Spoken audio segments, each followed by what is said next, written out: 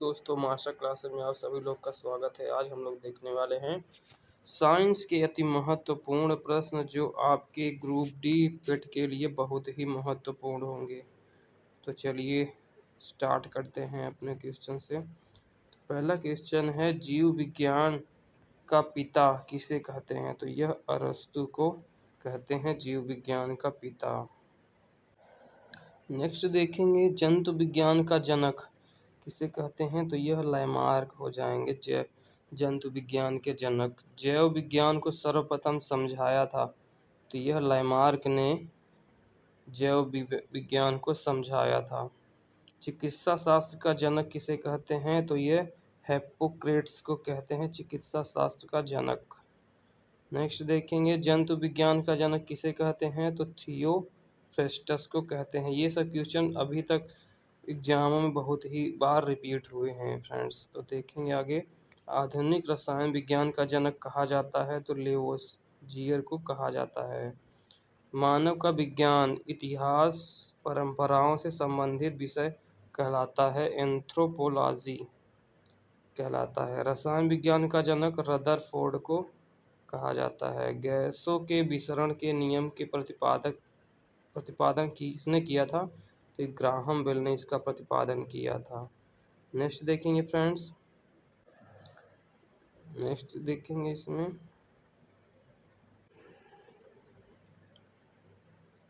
गैसों के गति के नियम का प्रतिपादन किया था तो यह जॉन्स केपलर ने इसका प्रतिपादन किया था।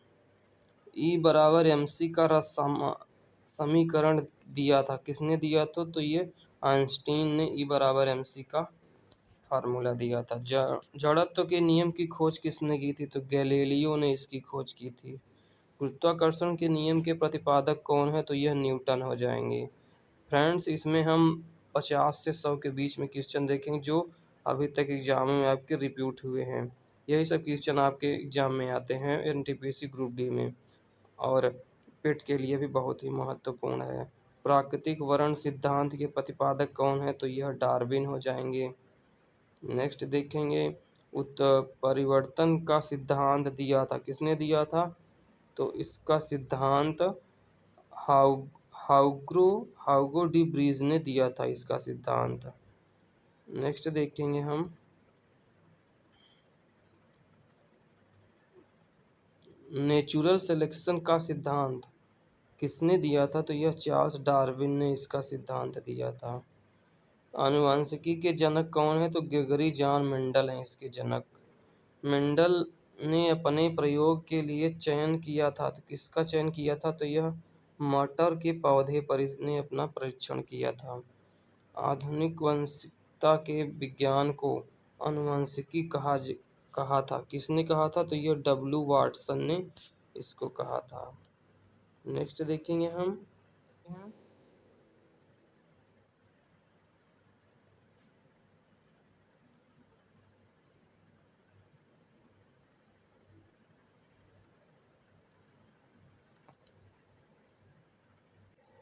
शरीर के अंदर रक्त को जमने से रोकता है, क्या रोकता है? हिपेरिन नामक प्रोटीन यह रोक देता है। हिपेरिन नामक प्रोटीन का उत्पादन होता है यकृत द्वारा, इसका उत्पादन होता है।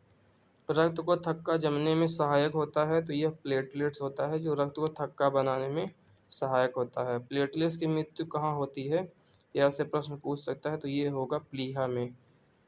नेक्स्ट देखेंगे, रक्त का थक्का जमने में सहायक प्रोटीन कौन सी विटामिन होती है जो रक्त को थक्का जमाने में सहायक होती है? तो यह विटामिन के हो जाएगी। रुधिर का तरल भाग होता है प्लाज्मा।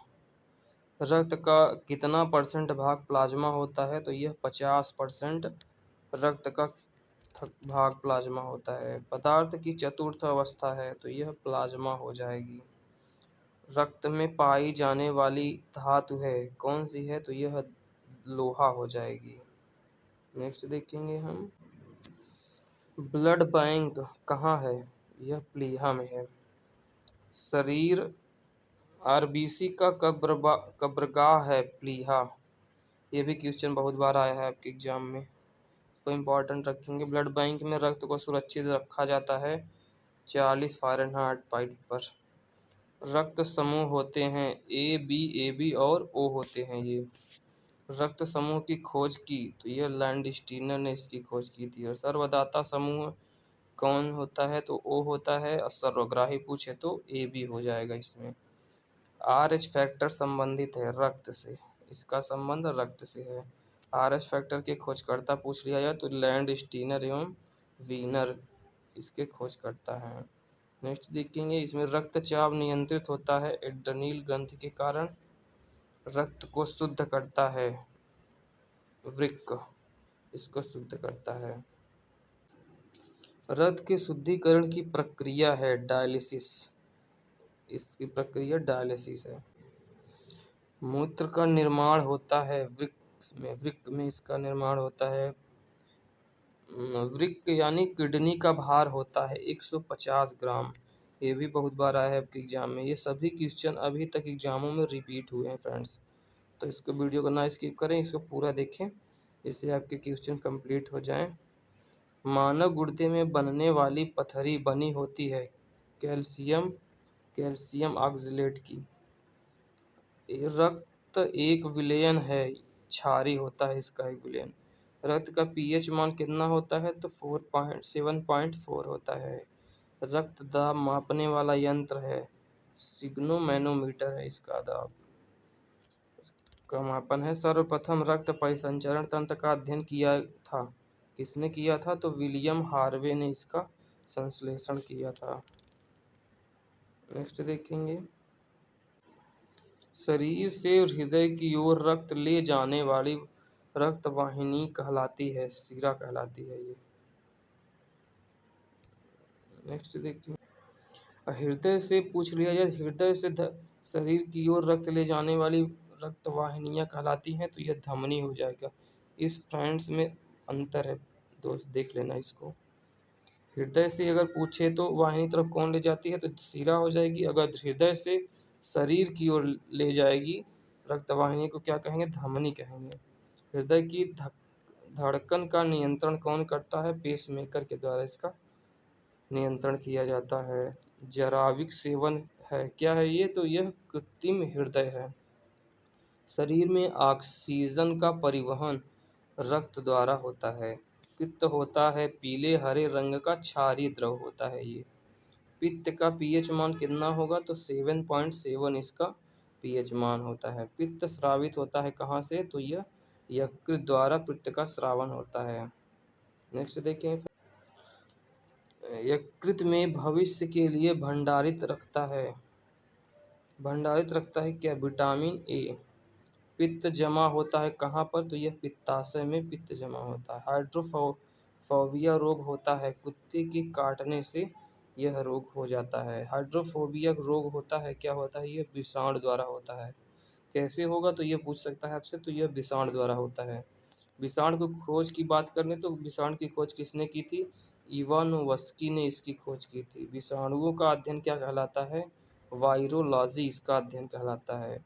रानीखेत बीमारी फैलती है किसके कारण तो वायरस द्वारा इसकी बीमारी को फैलता है। जंतुओं में होने वाली फूट एंड माउथ रोग होता है तो यह विषाणु के कारण इसका रोग होता है।